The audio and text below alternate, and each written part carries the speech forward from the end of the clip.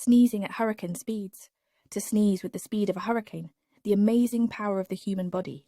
When a person sneezes, air bursts out of their nose and mouth at an incredible speed, approximately between 75 to 100 miles per hour. This happens because when you sneeze, your diaphragm and intercostal muscles contract sharply, creating intense pressure inside your chest cavity.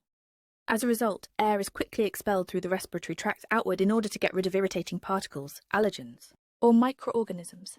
An interesting fact, during a sneeze, a large number of tiny droplets of saliva and mucus are released along with the air, containing bacteria and viruses. And that's why it's important to cover your mouth and nose while sneezing to prevent the spread of infections.